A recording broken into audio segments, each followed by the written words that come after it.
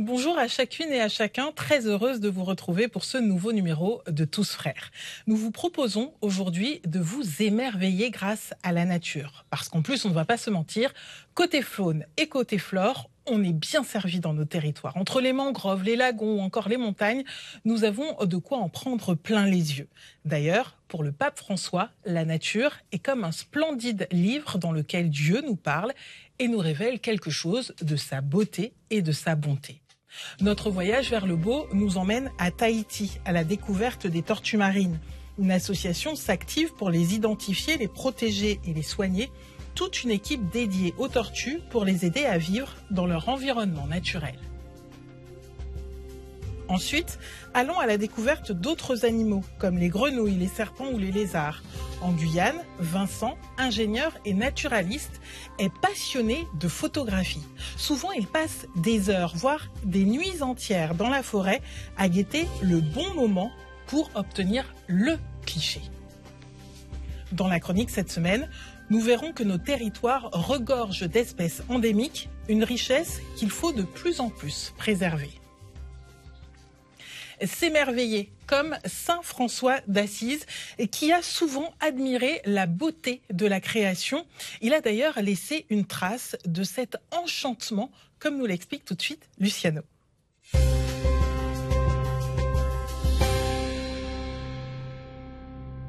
S'émerveiller, comme dans la vie de Saint François d'Assise.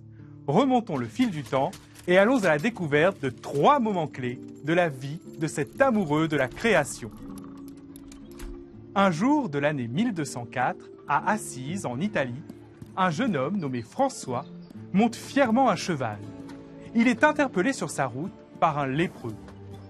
Habituellement, dans cette situation, François tourne la tête et se bouche le nez. Mais ce jour-là, rien ne va se passer comme d'habitude. François est bouleversé par ce pauvre homme rejeté de tous. Il descend de son cheval, lui donne une pièce et l'embrasse. François ne peut pas encore tout expliquer, mais à travers son frère malade, il a vu Dieu et s'émerveille. Quelques mois plus tard, devant la croix, il va s'émerveiller face à ce Dieu qui donne tout par amour. Il reçoit de Dieu un message qui l'appelle à réparer son Église. François prend une décision radicale. Lui qui était un riche fils de marchand, il renonce à tous ses biens jusqu'à se retrouver nu sur la place publique. Plus tard, il crée l'ordre des frères mineurs et va vivre la pauvreté radicale. Et plus il va se dépouiller pour être en communion avec Dame Pauvreté, plus il va s'émerveiller. En 1224, François se retire avec quelques frères sur le mont Alverne. Il vit une profonde communion avec la passion du Christ en recevant les stigmates. Au cœur de sa souffrance, il ne se replie pas sur lui-même. Il se tourne vers la création et s'émerveille. Avant de mourir, alors qu'il est presque aveugle, il écrit le célèbre Cantique des créatures. « Loué sois-tu, mon Seigneur, avec toutes tes créatures, frère soleil, sœur lune, frère vent, sœur eau, frère feu et mère la terre. » Ainsi, la vie entière de François d'Assise a été marquée par l'émerveillement. Il a su se dépouiller pour garder un cœur capable d'accueillir les merveilles que Dieu a mis sur sa route. Des merveilles si grandes qu'on en parle encore aujourd'hui. Et des merveilles, je peux vous dire qu'il y en a dans cette équipe comme Aurélie. Bonjour. Merci Muriel, Bonjour Aurélie. Alors, on ne rigole pas dans l'émission Tous Frères. Pourquoi ? Parce que dès le début, on va vous faire rêver. Regardez plutôt ça.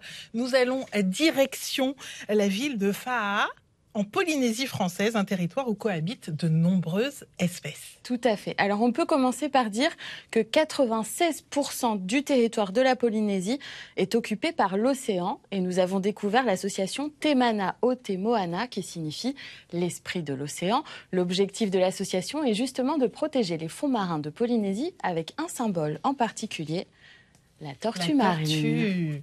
Et ce n'est pas une mission qui date d'hier. Tout à fait. Depuis 20 ans maintenant, 650 tortues marines ont été prises en charge. Elles sont identifiées, soignées, parfois élevées, avant d'être relâchées dans l'océan. Et on a suivi Maotio Mana. Regardez, il est technicien de l'association.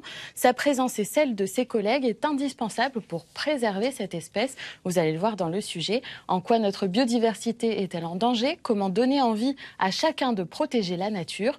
Peut-être en s'émerveillant. Reportage de Jérôme Bonpierre.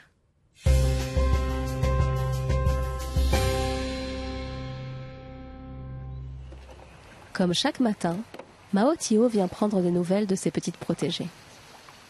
Blessées, ces tortues marines sont en convalescence dans le bassin de cet hôtel de luxe. Je suis en train de nourrir les grosses tortues aujourd'hui avec une pince. Alors on les nourrit principalement à base de calamars, de poissons et de salade. On essaie de faire des tout petits bouts. Peu farouches, ces tortues se laissent facilement approcher et nourrir.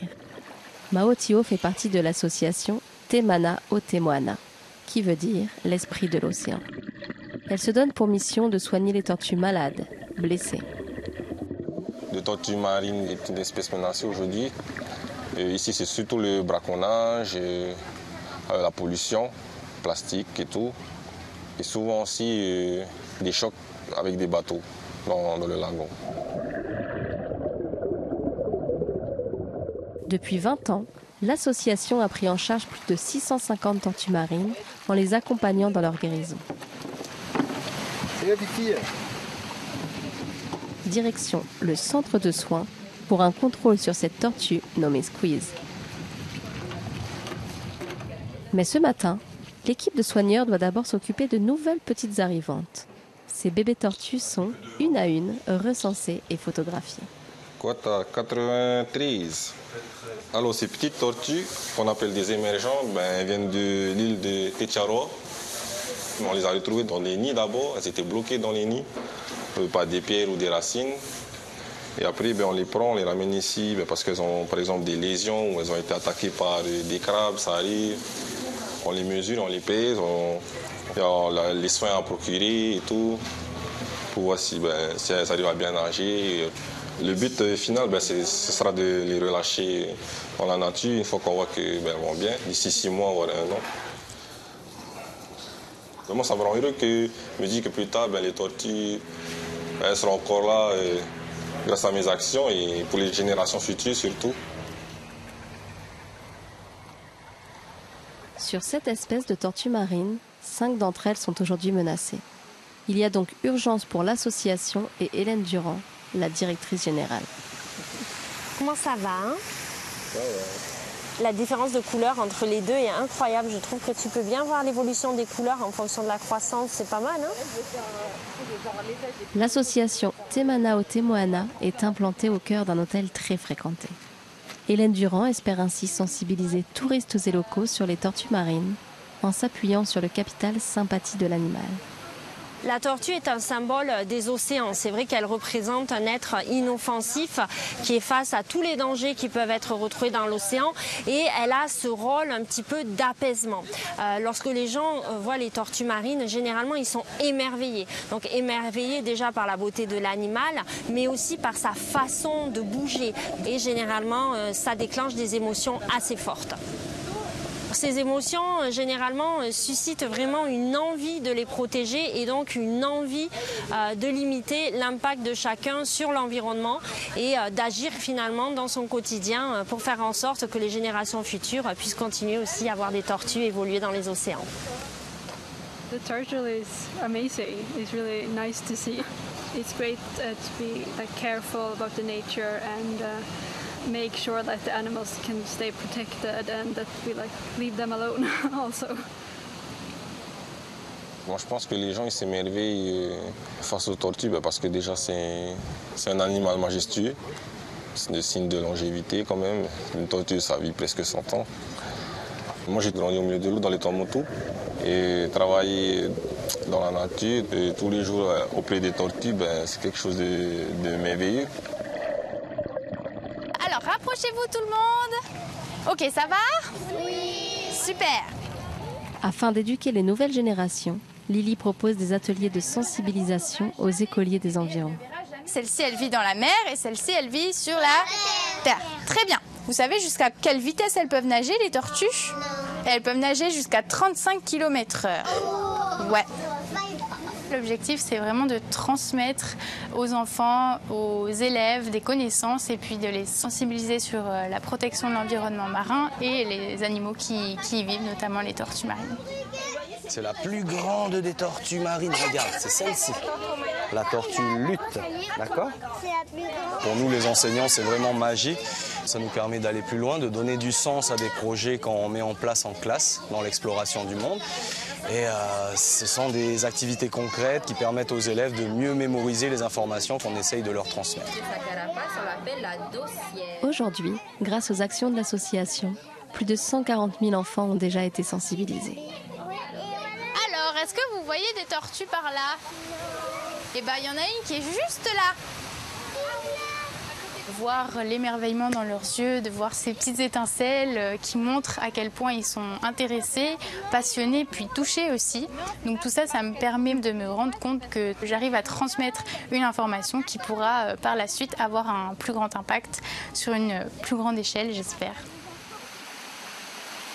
En fait, il ne faut jamais jeter des plastiques, des déchets et aussi des bouteilles d'eau parce que ça pollue la nature. Aussi majestueuse qu'inoffensive, la tortue fait partie intégrante du paysage du Fénois et de son écosystème. L'émerveillement qu'elle suscite nous invite à une prise de conscience collective pour préserver cette biodiversité.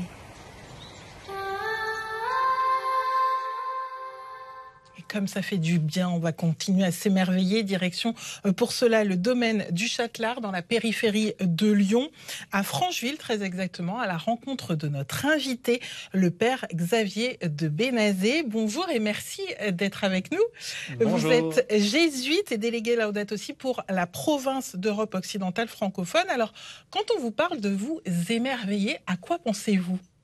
Je pense par exemple aux promenades que j'ai l'occasion de faire dans le domaine du Châtelard. Il est aux portes de Lyon, mais il y a 36 hectares autour. Donc il y a une magnifique biodiversité. Il y a en particulier de très très beaux arbres. Et ça, à chaque fois que je me promène, que je prends un temps de prière à l'extérieur, il y a quelque chose de l'émerveillement, de la sagesse et puis de l'étonnement devant ces arbres, leur longévité. Et puis c'est un centre où les gens viennent pour prendre des temps de prière en silence à l'école de Saint-Ignace de Loyola. Et ça aussi, c'est une source d'émerveillement. Comment les gens avancent avec Dieu. Et l'émerveillement, est-ce qu'il est spontané ou c'est un choix de s'émerveiller devant le domaine du Châtelard ? Alors, pour la plupart des gens qui viennent, je dirais que l'émerveillement, il est spontané parce que beaucoup de gens qui viennent là sont plutôt de milieu urbain et tout d'un coup, ils voient du vert. On a mis quelques brebis récemment. Enfin, il y a quelque chose d'enfantin qui s'éveille. On évoquait là avec le reportage précédent les yeux des enfants qui pétillent. Généralement, ça vient tout seul. Et puis parfois, quand on accompagne des retraites ou des sessions, eh bien, on peut aider des gens à rentrer un peu plus dans l'émerveillement en les aidant à être un peu plus attentifs, voilà, des choses qu'ils n'ont pas encore vues. Oui, à faire en sorte que l'émerveillement finalement spontané devienne plus un choix. C'est ça. Et puis, à ce que ça se cultive, voilà, c'est des choses qu'ils ne voient pas. Bon, ils voient des arbres et puis tout d'un coup, on apprend à leur dire, tiens, un chêne, un hêtre, un charme. Et puis, il y a des formes différentes, des couleurs différentes. Quand on parle de fleurs comestibles, des goûts différents. Et ça vient remettre de l'émerveillement là où pour eux, il y a eu des fleurs. Voilà. Donc là, il y a un peu plus de précision et plus d'émerveillement. Alors, vous fréquentez beaucoup de personnes, dont des scientifiques. Est-ce qu'eux aussi s'émerveillent ? Alors, un certain nombre de scientifiques sont sans doute venus, dans ceux que je connais, à leur vocation de scientifique, à cause de l'émerveillement. Qui devant les étoiles, qui devant les plantes, qui devant le corps humain. Et je crois que ça nous dit quelque chose de ce que l'émerveillement suscite comme un premier mouvement. Et puis après, il se transforme en d'autres choses, il se transforme en action. Je dirais que c'est comme un mouvement d'amour qui naît avec l'émerveillement et puis qui après se traduit là dans des choix de vie, de métier ou dans des actions comme celles qu'on a vues autour de ces tortues. Et est-ce que pour les scientifiques comme pour nous, finalement, l'émerveillement peut être un motif de curiosité, un motif de recherche ?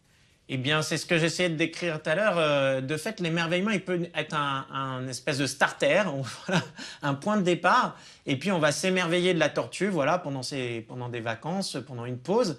Et puis, on va se dire, mais tiens, en fait, j'ai découvert cette tortue. Mais ce qu'on a vu avec les enfants, il y a toute une pédagogie qui se met en place là pour les aider à mieux comprendre. Voilà. Et là, notre curiosité a été éveillée et on se met en route.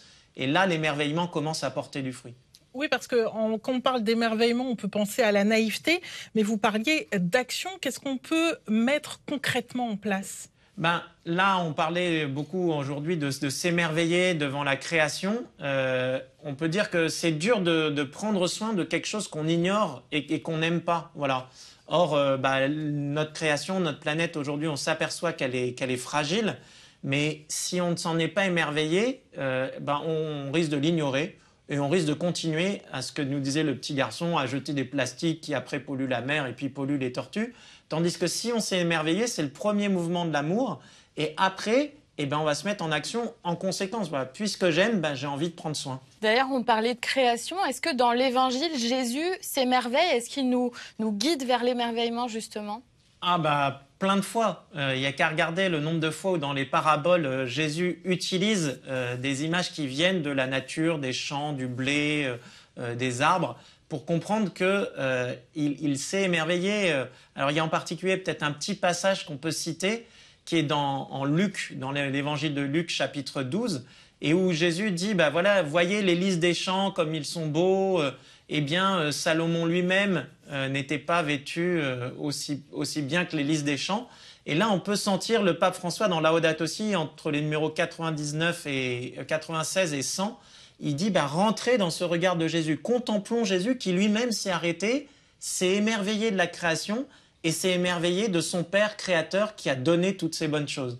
Voilà, donc on est invité à rentrer dans cette école de Jésus qui sait s'arrêter, s'émerveiller et rendre grâce à Dieu. En quelques mots, on pourrait peut-être dire que l'émerveillement pourrait être un nouveau commandement du chrétien et même de toute personne. Oui, quelque part, parce qu'il est une forme d'amour et on revient au grand commandement d'aimer Dieu et puis d'aimer son prochain comme soi-même, oui. C'est-à-dire que concrètement, il faut mettre des actions en place comme protéger l'autre et se protéger aussi ? Oui, et puis puisqu'on est sur cette question de s'émerveiller, ça prend du temps, voilà. Alors peut-être de savoir ménager une pause pour contempler son jardin, pour contempler la beauté de la mer qu'on a sous les yeux, contempler les beautés des légumes sur un marché et des hommes et des femmes qui les vendent et qui les ont cultivés. Alors savoir s'arrêter, c'est peut-être la première action à mettre en place pour savoir s'émerveiller.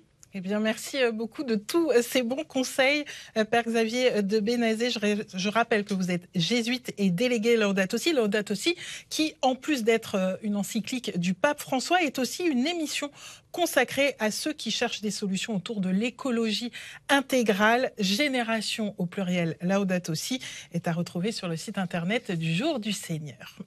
Nous continuons notre petit voyage, enfin notre grand voyage même. Direction maintenant le plus vaste des territoires d'outre-mer, la Guyane, précisément Rémire-Montjoly, situé sur le littoral, un lieu qui regorge de différentes espèces. D'ailleurs, un homme nous a partagé sa passion. Exactement, cet homme, regardez, c'est Vincent. Il est naturaliste et il est aussi ingénieur écologue. Et c'est quoi un ingénieur écologue ? Alors, je ne vais pas dire de bêtises. L'ingénieur écologue, c'est celui qui analyse, mesure et prévoit l'impact des activités humaines sur l'environnement et la biodiversité. C'est complètement en accord avec sa passion pour la nature. Et on peut dire qu'il a choisi le bon territoire parce qu'en Guyane, il est servi. Exactement. 96% du territoire est occupé par les forêts, laissant place à la création de nombreux écosystèmes riches et uniques. Nous nous sommes justement frayé un chemin dans la forêt à la tombée de la nuit avec notre guide Vincent. Heureusement, regardez, avec son outil de prédilection, son appareil photo, car la photographie animalière est une vraie passion pour lui. Petit à petit, il s'est même professionnalisé. Quels sont les sens à éveiller chez nous pour s'émerveiller de la beauté de la nature ? Reportage de Maxime Léqueux.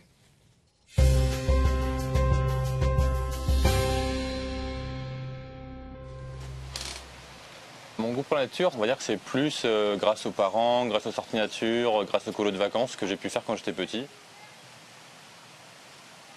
La Guyane, ça m'a toujours un peu attiré. J'aime les grenouilles, j'aime les serpents, j'ai envie de voir plus. Je suis venu donc après mon bac, maintenant ça fait 10 ans. À l'époque, quand on était petit, c'était vraiment les photos jetables. Donc on tournait, puis on appuyait sur le bouton, il y avait la pellicule qu'on allait se faire développer. C'était vraiment le tout début de mes photos à moi. Forcément, avec l'âge, le temps, j'ai commencé à avoir un petit compact, un petit appareil photo. Et c'est vraiment en Guyane où je me suis dit, là en fait j'aime vraiment ça, j'en fais depuis maintenant en amateur depuis un petit moment, j'ai envie d'avoir du vrai matériel. Et c'est là que je me suis équipé en réflexe, du coup une vraie caméra avec un bel objectif pour faire des photos macro notamment de la faune en Guyane. Actuellement, là, je check mes affaires pour le bivouac. Donc, en termes de couchage, c'est assez simple. Ça va être hamac, bâche et duvet. Parce que la nuit en forêt, il fait quand même assez froid. Après, il faut penser aux affaires type vêtements longs, une lampe frontale pour la nuit, évidemment, et le matos photo.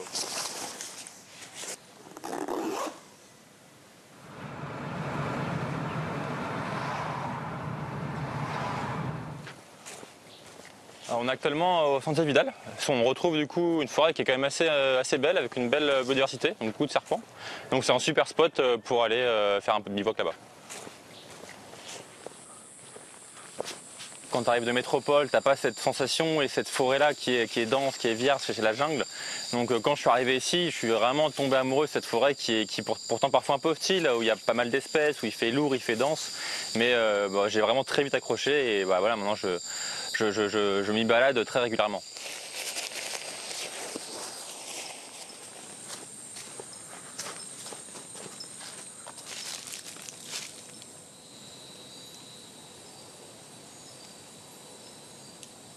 On est toujours un peu excité quand on part et puis quand on est dans la forêt, il y a ce moment un peu d'attente, de patience à chercher les animaux parce que c'est pas forcément évident.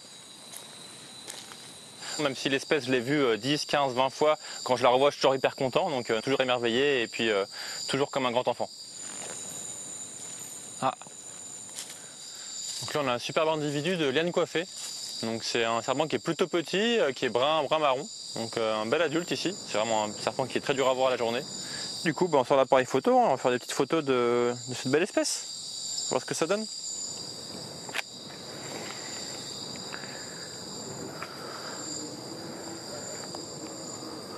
Magnifique.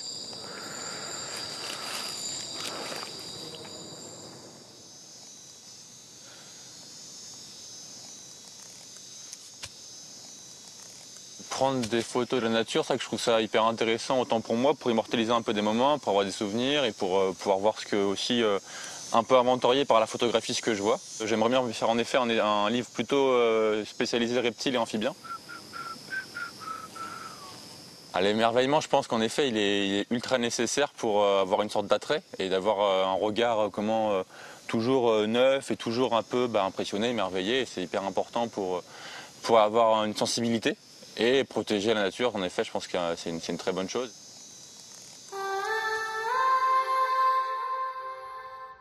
Et dans la chronique, cette semaine avec vous, Aurélie, vous nous parlez des espèces endémiques. Au total, il y a près de 22 000 espèces endémiques en France et plus de 18 000 se trouvent en Outre-mer. C'est énorme déjà. Pouvez-vous nous rappeler ce qu'est une espèce endémique ? Alors, une espèce endémique, c'est une espèce animale ou végétale qui n'existe que dans une zone géographique définie et qu'on ne trouve nulle part ailleurs dans le monde. Muriel, on va le faire ensemble. Regardez, on va en Outre-mer. Voilà. Alors, on a parlé de la Guyane tout à l'heure. Avec les reptiles, la Guyane, c'est aussi les insectes. 100 000 espèces d'insectes en Guyane, dont le Panacea bleuseni, ce magnifique papillon qu'on voit juste ici. Mais mine de rien, le chiffre qu'on voit ici n'est pas si élevé que ça par rapport aux autres territoires. Ah oui, et comment ça s'explique ? Alors, c'est dans les îles qu'on trouve le plus d'espèces endémiques, justement dû à leur isolement géographique. Voilà, dans la Caraïbe, vous voyez, les îles, par exemple, de l'archipel de la Guadeloupe possèdent même leur propre endémisme. Ici, à Marie-Galante, on trouve l'anolis, voilà, un lézard unique. Et puis, en Martinique, on a la fleur boule montagne, donc c'est l'emblème du Conservatoire botanique de Lille. Merci à l'ONF pour cette photo. Elle se trouve dans la région la plus ancienne des Caraïbes, donc ici en rouge dans la presqu'île de Caravelle. Tout à fait. Et y a-t-il un lien avec l'ancienneté des terres ? Complètement. En fait, plus une île est ancienne, plus son taux d'endémisme va augmenter. On va aller dans le Pacifique, Muriel. Voilà, regardez ici, en Nouvelle-Calédonie, c'est le territoire le plus ancien de nos Outre-mer. 30% des espèces sont uniques au monde. Et ici, sur Le parc provincial de la Côte Oubliée, dans le sud de la Nouvelle-Calédonie, 82% des espèces présentes sont endémiques. Ah oui, et comment les ultramarins, justement, s'emparent-ils de cette richesse naturelle? Alors ça passe aussi par nos légendes, évidemment. Et là, je vous ai donné un exemple en Polynésie avec la fleur Tiare Apetahi. Donc c'est l'histoire d'Apetahi, une très jolie femme, un peu désespérée, qui va dans la forêt à la recherche de son amoureux. Elle ne le trouve pas, elle se serait coupé la main et sur les gouttes de son sang aurait poussé cette magnifique fleur sur laquelle on distingue donc ses 5 doigts. D'accord.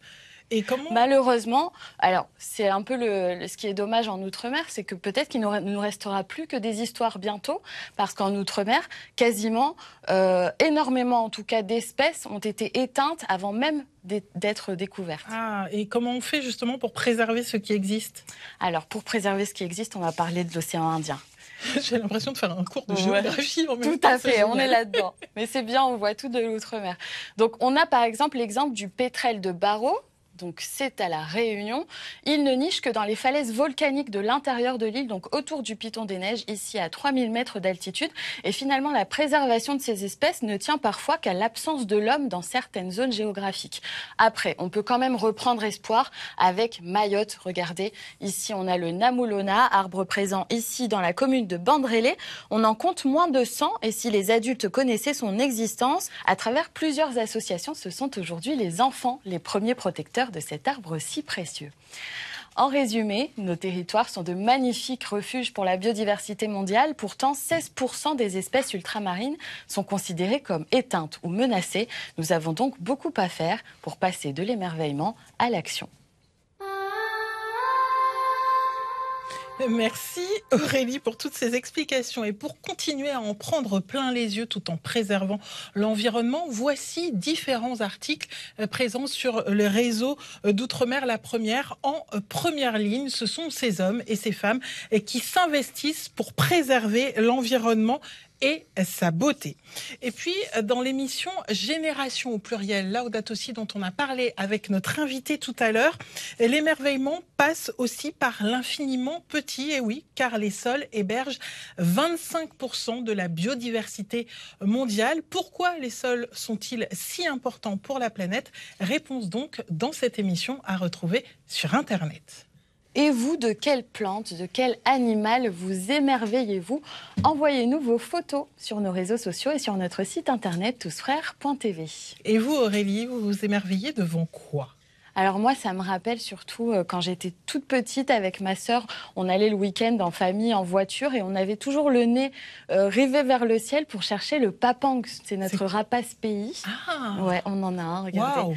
Voilà, donc on le cherchait, on exigeait qu'on le suive le plus longtemps possible en voiture, donc on finissait par se perdre, mais finalement, l'émerveillement et l'insouciance que m'apportaient ces moments-là, je le retrouve à chaque fois que j'en aperçois un dans le ciel. Ah, vous avez de la chance. Bah, justement, en parlant d'insouciance, moi, ça me rappelle une histoire que ma famille me raconte souvent. Quand j'avais 3 ans, je suis allée pour la première fois en Martinique, moi qui habitais en région parisienne, et mon oncle ne comprenait pas pourquoi je disais « Tonton, la mer, tonton, la mer ». Je lui ai répété ça une dizaine de fois, il s'est dit « Mais oui, c'est la première fois qu'elle voit la mer, c'est normal », et qu'elle s'émerveille. Et puis finalement, aujourd'hui, je vis encore ces moments d'émerveillement avec mes enfants qui, à chaque fois qu'ils découvrent ne serait-ce que des arbres ou des coccinelles, on voit les yeux qui pétillent. Finalement, est-ce que l'émerveillement, ce ne serait pas une invitation à changer notre regard d'adulte et à tenter de trouver dans notre quotidien 1001 manières de s'émerveiller, en espérant que cela vous inspire? À bientôt. Il fallait qu'on ait toutes coulées à arc-en-ciel. Les Antilles qui bijoux, Guadeloupe, Martinique. Les Antilles qui joyaux, la Guyane aussi. Les Antilles